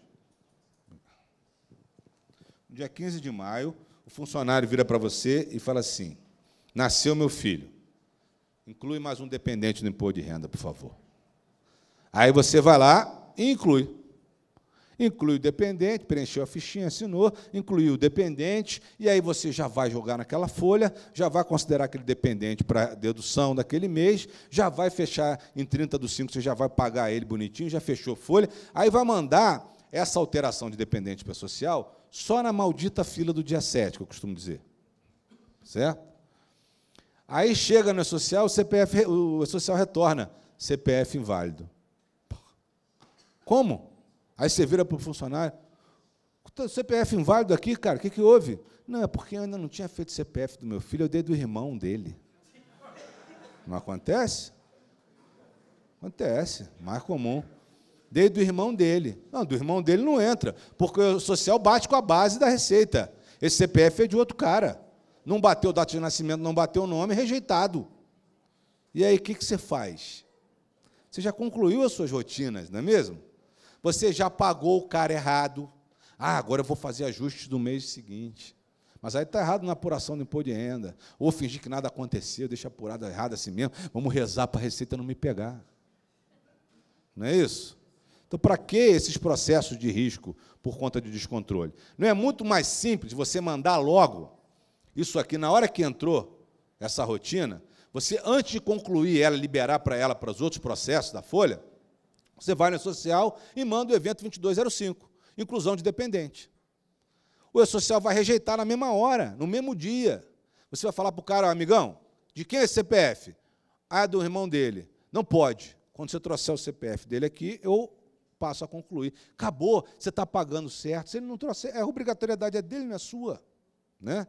Então, é esse tipo de implantação por dentro que a gente tem colocado muito. Olha o que aconteceu lá no Facebook. Mandou, a menina postou, olha, Daniel, eu estou com um problema, porque como é que eu faço agora? Eu tenho que excluir, eu estou tentando fazer, mandei as admissões e o social rejeitou. Por quê? O diretor ligou para ela e falou assim, nós, querida, nós estamos com um projeto aqui agora, nós vamos fazer uma incorporação de uma empresa, a gente precisa desses 10 cargos que são específicos para trabalhar nessa apropriação, nessa incorporação. Pode criar os cargos na tabela aí, por favor, para a gente começar? Sim, posso sim. Aí isso que ela criou, bonitinho, aí o sistema colocou no agendamento da maldita fila do dia 7. Aí chegou lá, e aí ele achou que estava tudo certo já, beleza, começou a mandar os gerentes, né? Gerente para o cargo 1, gerente para o cargo 2, começou a trazer a prioridade. E aí, na hora que ela foi fazer os 2200 para enviar, começou a rejeitar. Por quê? Cargo não encontrado na tabela de cargo. certo? Porque um evento tem uma periodicidade muito anterior, que é antes da admissão. Para que ela foi esperar o dia 7 a mandar o cargo, então? Manda logo, até para saber se está correto ou não, dentro da estrutura de cargo. Código repetido com o cargo anterior. Ele vai rejeitar se tiver alguma situação naquele momento, certo? Então, por isso que eu coloco a implantação por fora como um grande problema de não eliminar e não entregar para a entidade ganhos de gestão, não eliminando a dupla rotina. Tá? Beleza? Então, é isso aqui. Essa apresentação eu vou disponibilizar aí para o pessoal do Congresso, que vai deixar à disposição de vocês. Tá? Então, aqui, ó, um sisteminha. Folha de pagamento, folha normal, férias, 13º, integrações, faz tudo bonitinho, aí depois vai lá e pufa. E-social. Uma rotina apartada, certo? Isso aqui, para mim, é problema. Aí vem e coloca aqui assim, ó, rejeitado, número do protocolo. Isso adianta para você alguma coisa? Ah, foi rejeitado, que beleza. Foi rejeitado 1/2/2017, 12/000048527. O que é isso? O que eu tenho que fazer? Não é isso? Protocolo é só comunicação entre sistemas. Você precisa saber que CPF que deu problema, qual foi o problema. Não é isso? Então, essa que é a informação importante. Tá? Lote processado. Lote é uma situação onde vários eventos são enviados, até 50 eventos ou mais, dependendo do tamanho, e nada importa para você, como usuário, a informação de lote ou não. Você não sabe quais são os eventos que estão ali dentro. Lote é meramente sistema. Tá? Atenção, erro, lote processado com erro. O evento a ser excluído e retificado não foi localizado na base de dados. Ação sugerida: verificar se o número do recibo informado no evento corresponde ao mesmo número do recibo do evento original. Opa, o sistema pegou o recibo, alocou em outro evento. Errou a alocação do evento. Então, você vê a criticidade disso. Tá? E lá no web, existe a funcionalidade de você bloquear o envio ou habilitar o envio via web geral. Tá? Então, agora, no segundo grupo, começou em julho, e aí começou já na primeira semana a enviar as tabelas. Aí o cara postou lá, Daniel, eu posso mandar todas as minhas tabelas via web geral? Eu falei, poder pode, mas por que razão você faria isso? Não, porque eu já estou aqui conversando com o meu suporte não me atende, eu já estou por aqui, eu quero mandar todas as minhas tabelas via e-social. Eu falei, cara, tem uma semana que começou o prazo, vai até 31 de agosto. Pelo amor de Deus, espera um pouquinho, porque se você faz isso, você criou 2 sistemas em paralelo, você vai ter que dar manutenção em 2 sistemas. Certo? Então, isso aqui é para ser usado em contingência. Então, com o objetivo de bloquear entradas indevidas via web geral, vai ter um perfil de gestão que você bloqueia e só usa, só habilita na hora que for necessário entrar diretamente. Tá? Até a própria equipe do E-Social diz, ó, dessa forma, os dados constantes de seus sistemas não estariam sincronizados com os dados do ambiente nacional do E-Social. A tendência é que você usar muito web geral diretamente, você vai ter um descasamento entre o seu ambiente corporativo e o ambiente fiscal. Tá? Ok? Bom, gente, aqui tem uma série de informações para vocês que eu vou passar um pouquinho mais rápido. Tá? Por conta do nosso tempo, a apresentação é um pouco maior do que o tempo que nós temos aqui. Então, a tabela de natureza de rubricas, que é a tabela importante, mais importante, que eu costumo dizer, que ela vai ter a descrição da rubrica, a natureza da rubrica, o tipo, se é vencimento, se é desconto, se é informativa ou informativa dedutora, e as incidências. Então, aqui não é mais para o seu sistema de folha colocar sim, não, sim, não. Por quê? Porque agora você tem variações. A Previdência, 11, remuneração mensal. Se fosse 13º, era 12. Certo? Se fosse desconto, 31. Não é mais para usar sim, não. O teu sistema tem que alterar para fazer essa modificação. Tá? Então, está aqui, ó, 11, base de cálculo das contribuições sociais. 11, rendimentos tributáveis, base de cálculo do IR, remuneração mensal. Se fosse 13º, era 12. Se fosse férias, era 13. Se fosse participação no lucro, era 14. Se fosse rendimentos recebidos acumuladamente, 15. Então, não dá mais para ser sim ou não. Ok? base do FGTS. Então, aqui eu trouxe a tela de um sistema que ela trouxe para o usuário a mesma informação que consta na tabela do E-Social. Então, lá, outras verbas não consideradas como base de cálculo, são os descontos que não interferem no imposto de renda. Tá? Base de cálculo, retenção. O teu sistema precisa apresentar o que o E-Social está exigindo. Se ele apresenta algo diferente, significa que alguém vai classificar por você. Tá? Aqui, ó, aviso prévio indenizado. Aviso prévio indenizado, nessa época aqui, ainda estava sendo discutido. Hoje em dia, a Receita já acatou que não tem incidência de Previdência, nem de FGTS. De FGTS tem, não tem de Previdência. Tá? Então, 91, incidência suspensa, porque aqui ele tinha um processo. Para o imposto de renda, isento. Para o FGTS, 11, base de cálculo. Então, percebam a quantidade de variações que tem hoje, classificação específica que é necessária, e não mais sim, não, sim, não, sim, não. Ok? Então, um sistema que não incorporou, ó, salário base, sim, sim. O outro, nem tem sim ou não, você marca se tem ou não tem. Significa que alguém por dentro do sistema vai ter que classificar de acordo com o que o E-Social está exigindo. Tá? Então, aqui é uma classificação completa. Ó. Ele tem o código da sua rubrica na sua folha, a descrição na sua folha. Aí ele traz o código da natureza de rubricas, que é a tabela 3 do E-Social, que é um padrão nacional. Depois, a descrição dessa natureza. E aqui, as classificações de acordo com cada um dos combozinhos da tabela 1010. Previdência, imposto de renda, FGTS, contribuição sindical. Tá? Então, essa aqui ela traduz exatamente o que é a tabela 1010 do E-Social, que é a tabela de rubricas. Tá bom? Então, o que tem que vir na folha de pagamento? Folha de pagamento são todas as parcelas destinadas ao trabalhador, seja com vínculo ou sem vínculo empregatício, independente da incidência ou não de contribuição previdenciária, imposto de renda, etc.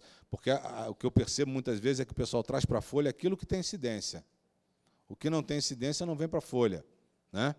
Então, o fato de ter incidência ou não, nada tem a ver com o fato de ir para a folha. Qualquer parcela destinada ao trabalhador precisa vir para a folha. Então, eu costumo perguntar, eu estou com dúvida se vai ou não vai para a folha. Eu costumo responder, olha na tabela 3 do E-Social. Se tiver lá, é porque tem que ir para a folha. Certo? Então, tem lá, ó, bolsa estagiário, bolsa de estudo ou pesquisa,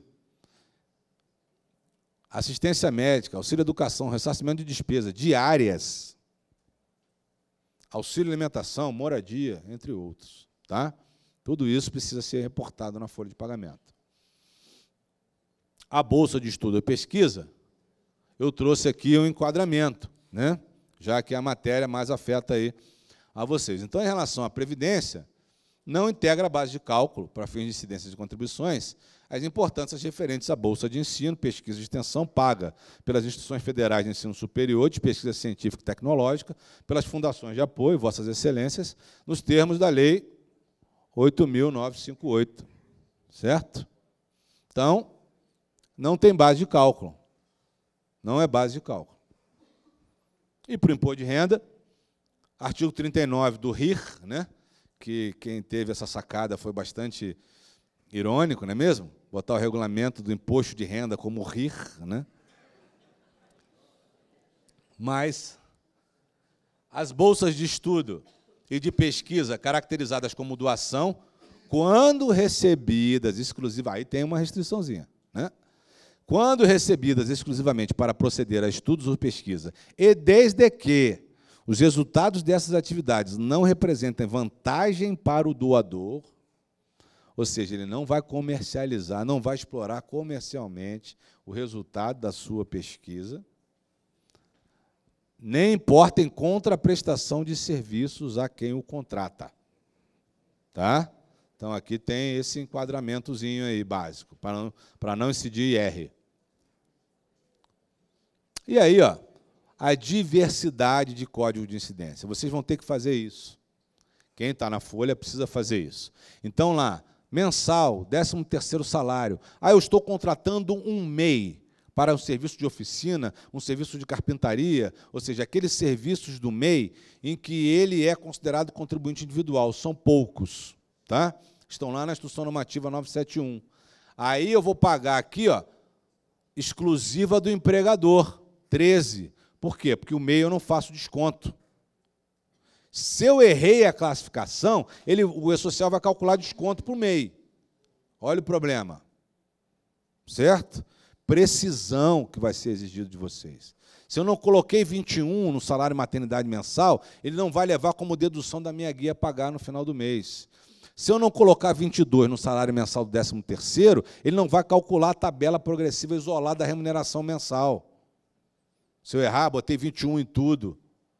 Tudo interfere no cálculo. Isso aqui é a matriz de cálculo do E-Social. Tá? Não pode errar. Beleza? E aqui a parte suspensa.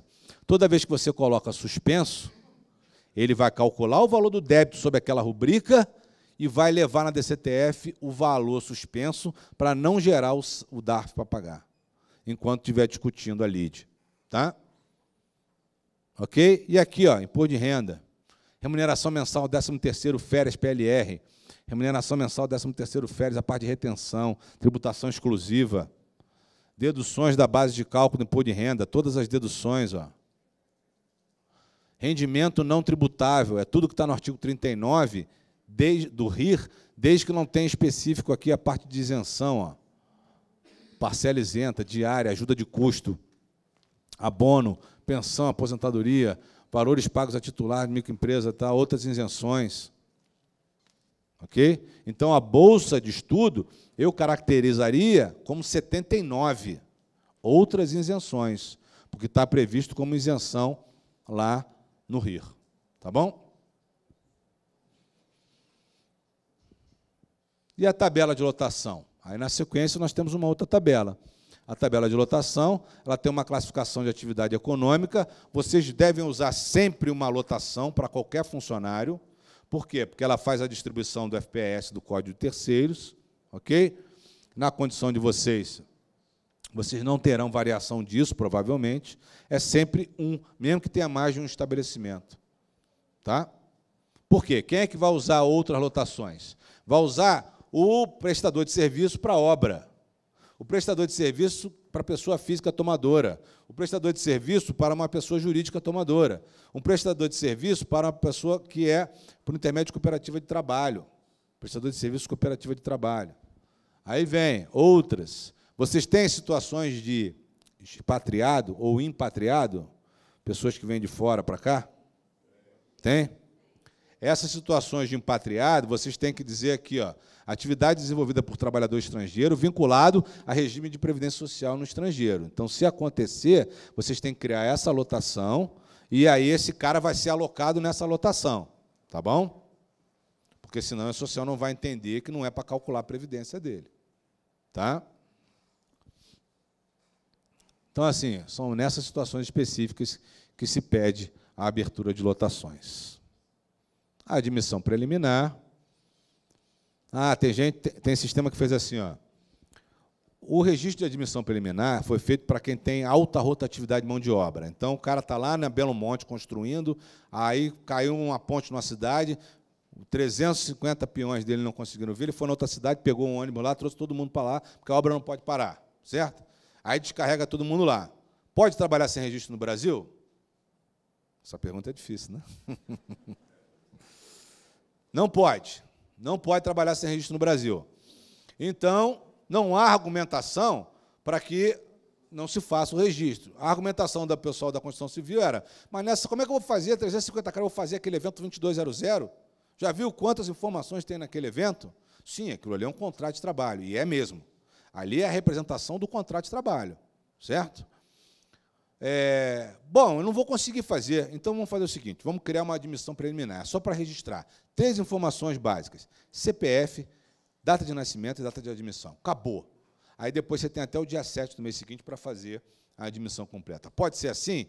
Ah, pode ser, porque a gente fileira o pessoal lá, sai do ônibus, mexe de obra com um celular satélite na mão, aí, próximo, primeiro, CPF, data de nascimento, vai, pega as suas coisas, próximo, CPF, data de nascimento.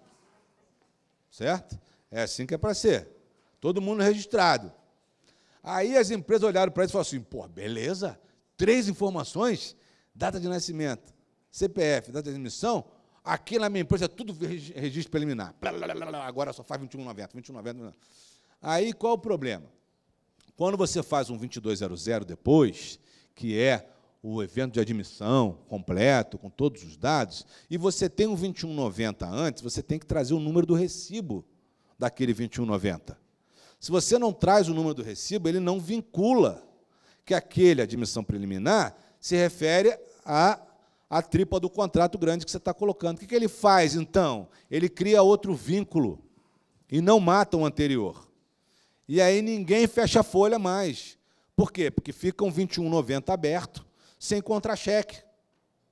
Mas eu mandei o 2200, mas você botou o recibo alocando. Ah, não botei. Então, você tem duas matrículas desse cara, tem dois vínculos. Tem uma matrícula e tem o outro que está esperando. Ele vai entender que esse empregado tem dois vínculos com aquele empregador. Ah, mas pode isso? Pode. Tem empregado, professor, por exemplo, tem trocentos vínculos, médico. Né? Então, é esse cuidado que tem que ter. Tá? A admissão é muito completa, tem todos os dados, né? Nome social, ok? Tem todas as informações aí que precisam ser colocadas. Data de nascimento, então são dados cadastrais e dados contratuais, salário, né? Informação salário base, tipo de regime, CLT, se é servidor, se é regime geral, se é regime próprio de previdência. Então, todos os documentos que são exigidos, tá?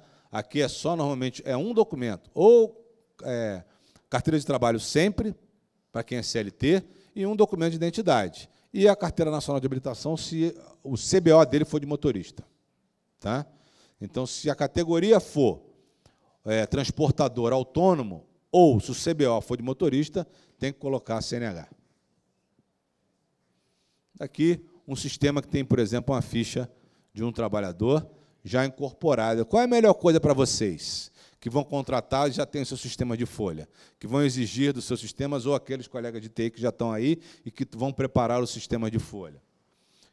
Tragam para a ficha os campos do E-Social e exijam aqui as regras de preenchimento do E-Social, que vai facilitar a vida de todo mundo. Tá? Alteração de dados cadastrais, afastamentos, afastamento temporário, precisa ser enviado. Aqui você tem um histórico de movimentações trabalhistas, o E-Social ele vai guardar esse histórico de movimentações trabalhistas, de afastamento. Tá? E o evento de afastamento poderá ser informado apenas com a data de início de afastamento. Eu costumo dizer uma coisa: afastamento não se presume, certo? Eu não vou presumir que o cara vai se afastar, nem de férias. Deixa ele se afastar de férias, efetivamente, porque pode acontecer dela estar tirando férias e nascer a criança, não pode? Antes das férias. Pode acontecer dela pedir um cancelamento, e aí você, né? Tem que dar, porque tem aquele problema com o diretor e tal. Então, independente das situações, você precisa mandar o afastamento até o dia 7 do mês em que ele aconteceu. Então, deixa ele acontecer. É muito mais fácil de gerenciar. E você não precisa já... ai, meu Deus, afastamento tem 30 dias no atestado, eu já vou mandar com a data de retorno daqui a 30 dias. Não. Espera ela retornar. Manda o afastamento com a saída. Depois manda o retorno do afastamento. 2 eventos. Porque ela pode ser que prorrogue esse atestado, não pode? Normalmente acontece. Pega um atestado de 5, depois pega mais 5, aí você vai fazer como? Retificar retorno? Não se presume afastamento. Afastamento se reporta o que está acontecendo na realidade. Tá? Apesar das regras permitirem que se presuma. Ok? Apesar das regras permitirem que se presuma. Então, nós temos aí alguns campos do afastamento. Quando o afastamento é pelo motivo 1 ou 3, que é doença, aí você tem a seguinte regra. Motivo 1, acidente, doença do trabalho, precisa do código da CID e precisa da quantidade de dias de afastamento concedidos no atestado e precisa do médico emitente. Tá? Então, vai precisar aqui dessas informações quando é acidente de trabalho. Motivo de afastamento 3, acidente, doença não relacionada ao trabalho. Apenas a quantidade de dias de afastamento do atestado, que não é a data de retorno, é simplesmente a quantidade de dias que o médico colocou no atestado, ponto. É só isso. Nota de retorno é outra coisa, é o efetivo retorno. Que um afastamento pode ter até 9 atestados médicos no mesmo afastamento. Certo? Ok? Aqui havia uma discussão se podia reportar CID, se não podia, sigilo médico, tal. E aí a norma, a regulamentação do Ministério da Saúde é que, para a saúde pública brasileira, acidente de trabalho é de reporte obrigatório. E está reportando para quem? Para a perícia médica do INSS, que faz parte da composição do sistema de saúde pública brasileiro. Tá? Então, não há que se falar naquela resolução CFM2, que fala do sigilo médico no reporte da CID. Perceba, é só para motivo 1, doenças relacionadas ao trabalho. Ok? Bom, aqui eu vou trazer um caso, a gente vai discutir outros dois, que é, em função de uma decisão num processo administrativo, o INSS pegou um afastamento que vocês disseram que era motivo de não relacionado ao trabalho e disse, não, isso aqui, pelo NETEP, é relacionado ao trabalho, vou volta aí para pagar a licença. Quando isso acontece, o que acontece? Quando ele faz isso, o que acontece? Você tem que pagar FGTS em relação a essa verba, não é isso? Muitas vezes retroativo. Tá? E aí, ele vai permitir que você faça a retificação diretamente no afastamento. E aí, lá na remuneração, isso compõe um grupo de eventos em que você pode, naquele contra-cheque daquele mês, fazer referência aos períodos anteriores. Ok? Então, vamos supor, nós estamos em novembro. O cara saiu em agosto. Demorou para fazer perícia médica. Em novembro, a perícia médica disse que, opa, desde agosto, isso aí é acidente do trabalho. Vamos supor que o social já está funcionando para vocês. Como é que vocês faziam? No 1.200 do mês de novembro, vocês iam colocar a remuneração dele de novembro, e iam colocar referente a meses anteriores. Motivo é conversão de licença-saúde em acidente de trabalho. Mês, agosto. Rubrica, acidente, auxílio de doença acidentário. Tal, tanto. Mês, setembro, rubrica, auxílio de doença acidentária. Mês, outubro, rubrica, auxílio de doença acidentária. Incidência única de FGTS, rubrica informativa, porque é o INSS que paga. Não é isso? E aí, pronto, ele vai gerar a guia aqui do FGTS para vocês, sem ter que retificar as folhas de agosto, setembro e outubro. Ok?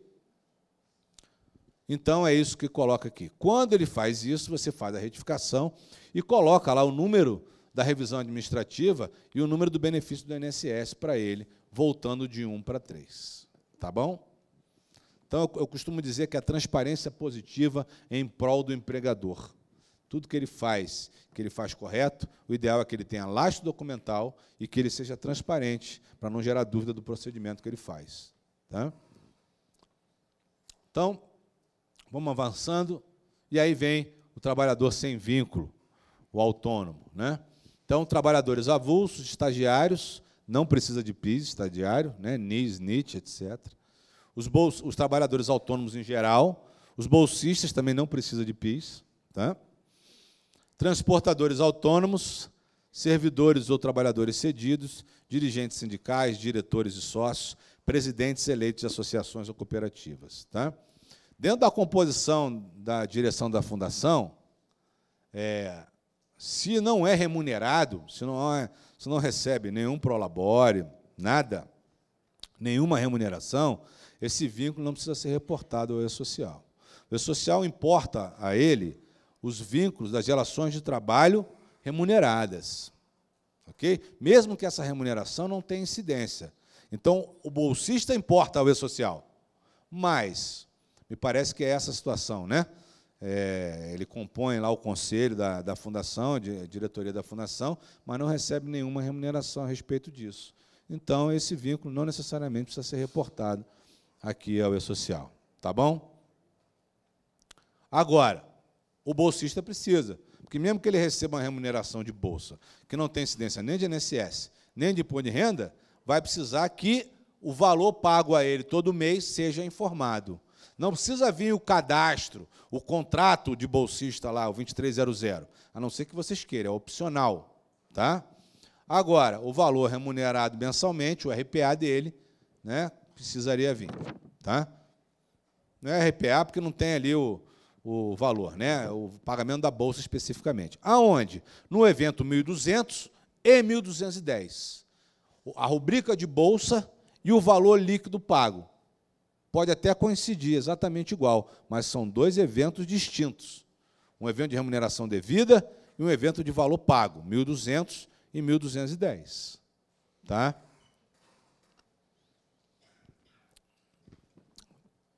Para os trabalhadores cadastrados por este evento, não é aplicada a regra de validação para fechamento da folha. Ok? Eu vi muita gente não fechando folha, aplicando regra no seu sistema que o social não aplicava. Todos os trabalhadores que não são empregados, que não estão do evento 2200, nem servidores públicos, o fechamento da folha é permitido mesmo sem um evento de remuneração. Por quê? Porque o vínculo que não é de CLT não necessariamente tem uma remuneração mensal ali atribuída, né? Então, ele permite que você feche a folha. Não significa que esteja correto, porque faltar um RPA de alguém que deveria estar é uma infração à legislação, mas não deveria gerar um impedimento do fechamento de folha. Então, todos que estão aí nessas categorias sujeitas a esse evento, não aplica-se a regra de validação de fechamento de folha. Tá? Então, quem está obrigado ao 2300?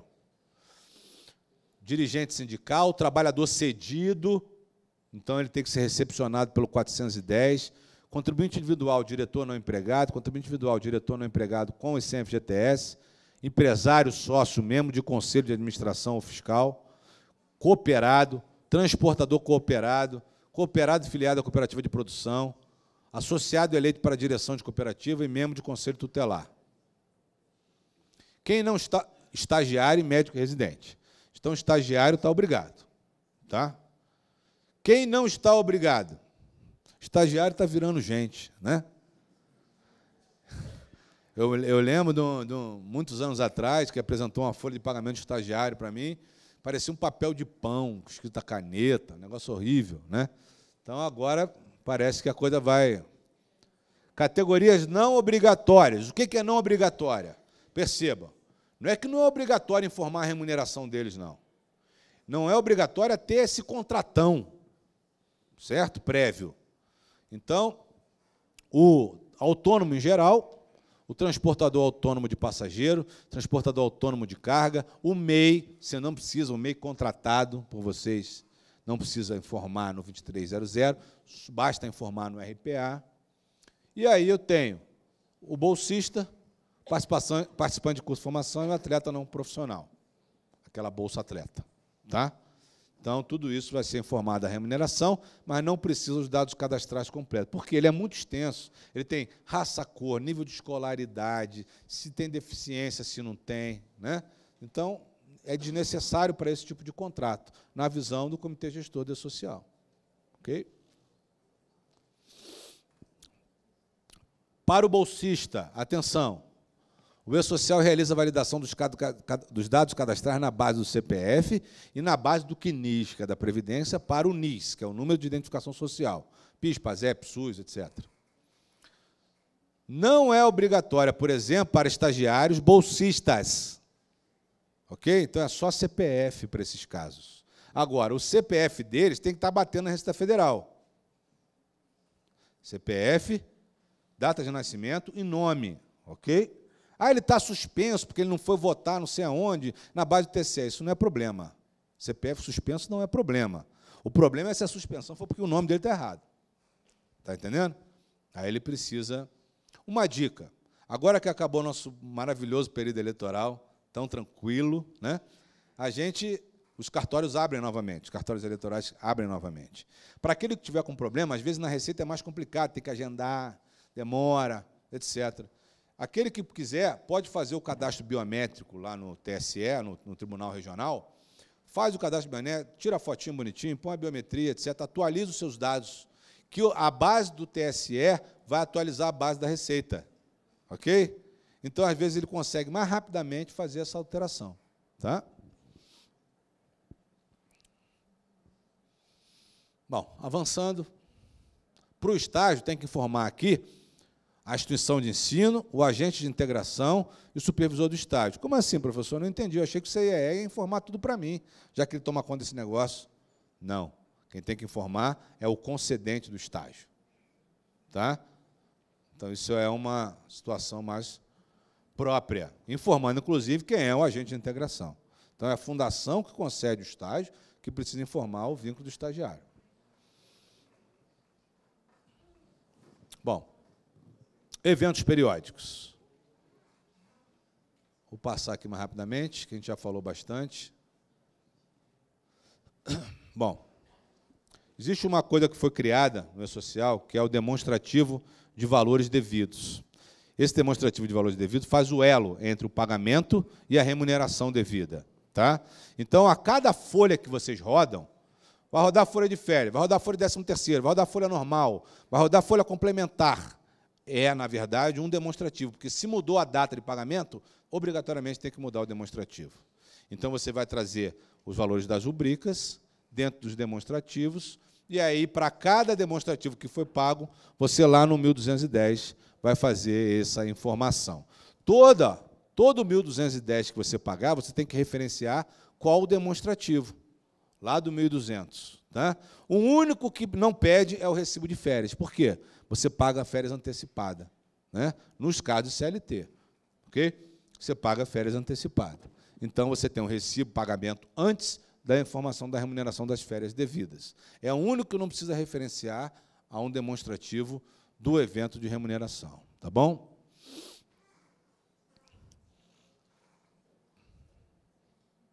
Eventos extemporâneos. E aqui, na verdade, eu vou passar isso mais rapidamente, chegou meu limite aqui de tempo. Eu vou chegar na parte final de DCTF Web, tá? Tem muito conteúdo aqui. Depois, se vocês quiserem, eu estou num grupo no Facebook chamado E-Social Perguntas e Respostas. Quem quiser, tá? É livre acesso. E lá a gente discute, debate.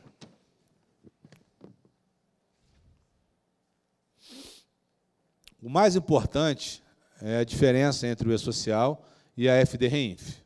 A FDREINF ela é composta por eventos que têm a ver com, não tem a ver com a relação de trabalho. Se você quer saber se vai para o E-Social ou se vai para a FDREINF, faz a pergunta. É relação de trabalho? Sim, E-Social. É relação de trabalho? Não, FDREINF. Tá? E aí você tem aqui, por exemplo, como tomador de serviço, para cada estabelecimento seu contratante e para cada estabelecimento do seu prestador, você vai gerar um evento, que é o evento, nesse caso aqui, 2010 da FDREINF. Então, você tem um estabelecimento aqui do seu prestador e para cada estabelecimento, então, você tem as notas fiscais. Nota por nota, o valor da base de cálculo de retenção, 11, 3,5, e aqui é o E-Social que vai calcular o valor retido. E aí você vai gerar a guia junto com o E-Social. Não tem mais aquela guia 2631, acabou, certo? No CNPJ do prestador. A guia agora é no CNPJ do tomador. Então, você tem lá toda a descrição, ó. Número da nota, data de emissão, o tipo de serviço de acordo com a tabela 6 da FDREINF, o KNAI da nota. Tá? Aí tem valor bruto, as deduções permitidas, a base de cálculo depois das deduções para retenção. Aí você fecha com o valor da base de cálculo e os valores de retenção. Também você tem a tabela de processo. Se o teu prestador tem um processo, por exemplo, para não ser retido, então tem que ser informado naquela tabela de processos judiciais. Tá? E aí chegamos na DCTF Web. Você vai no portal, vai abrir a sua DCTF Web, ela já está alimentada pelos eventos de fechamento, então tem que fechar o E-Social e tem que fechar a REINF para a DCTF habilitar. Quando você fecha, automaticamente, ela já carrega lá na sua DF, ela já entra DCTF Web em andamento, nessa situação. Tá? E aí está aqui, ó, seu CNPJ, você pediu um período, eu tenho janeiro, fevereiro, 3 DCTF Web de março, abril. Aqui eu tenho uma original, retificadora. Aí eu tenho a situação dela, retificada e ativa. Então, eu só posso, para o mesmo período de apuração, a mesma categoria de DCTF Web geral, que não é 13º, por exemplo, que é anual, eu só posso ter uma na situação ativa. Okay? Então, aqui em março, eu tenho 3. Eu tenho uma primeira original que já foi retificada. Eu tenho uma segunda retificadora que já foi retificada. E eu tenho uma terceira retificadora que está ativa. É isso que vocês têm que observar para ver qual DCTF Web que está valendo. tá? E aí eu tenho, se eu sou procurador, escritório de contabilidade, quais são os seus clientes que você tem procuração, e os créditos que você pode ordenar. Você tem suspensão, parcelamento, essa exclusão aqui é quando tem uma autuação, tá?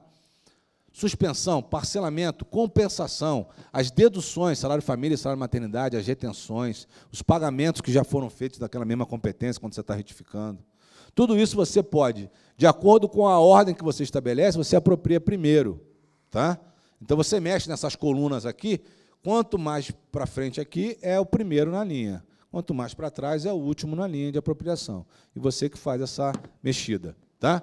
A mesma coisa você coloca na ordem aqui para baixo, para apropriar, primeiro empregado, depois patronal, depois jurrate, você também mexe nessa ordem aqui de apropriação, ok? Então, é isso, ó. Numa mesma DCTF, entrou aqui e-social, contribuição dos segurados empregados, contribuintes individuais, as contribuições patronais sobre a folha, contribuição patronal sobre a comercialização da produção rural. De onde que vem isso? Da FDRINF. Eu tenho aqui embaixo todos os terceiros e tenho aqui, ó, contribuição patronal, adicional, retenção de 11% do prestador de serviço, CNPJ tal. Aí eu tenho outro prestador de serviço. Mudou o CNPJ? Ele vai fazendo débito por tomador. Esses aqui, relatórios, é que devem ser os relatórios que devem ser apresentados em substituição aos relatórios de GFIP hoje que vocês apresentam, né? E que os prestadores apresentam para vocês. Só que a Receita não regulou isso ainda, está no limbo. Tá? Então, há um problema de prestação de contas em relação ao modelo GFIP, para quando não existe mais esse modelo, o preço social.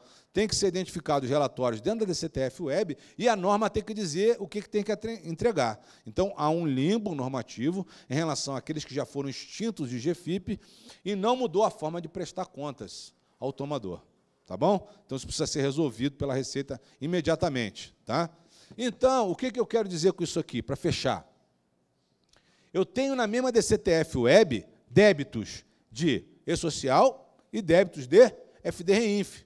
Quem é que vai fechar essa DCTF Web? É o DP ou é o fiscal? Não é isso? Eu costumo dizer, um lindo caso que aconteceu na empresa, ela, gerente de departamento pessoal, separada, fechou seu e-social no dia 7. Ele, chefe da contabilidade, viúvo, fechou seu FDRINF no dia 15. No dia 15, sentaram-se junto pela primeira vez para fechar sua DCTF Web em conjunto. Né? Aqui. E daí, a partir daí, nunca mais se separaram. Todo dia 15, fecham sua DCTF Web juntinhos.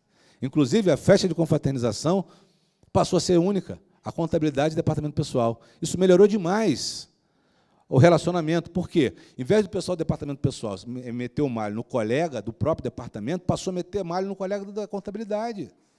Isso melhorou demais ali a relação interpessoal naquele processo. Certo? Então, fechou, vai transmitir bonitinho o valor total já abatido. Ó, quer ver? Ó? Ele pega lá o seu débito, os créditos que você tem, já abate e vai gerar o saldo a pagar, com tudo que você informou de vinculação. Tá? E aí, transmitiu. Não, eu não quero transmitir, eu quero pagar o DARF. Eu quero fazer igual eu faço lá na minha declaração de imposto de renda. Eu quero pagar o DARF antes de transmitir. Aqui não deixa. Tá? Transmitiu, aí ele permite editar o DARF ou emitir o DARF pelo valor total. Tá bom? Um DARF só, com FDRINF e social. Tá? Certidão unificada. Negócio de certidão previdenciária, certidão fazendária, procuradoria, acabou. Certidão unificada. Atenção para a mudança.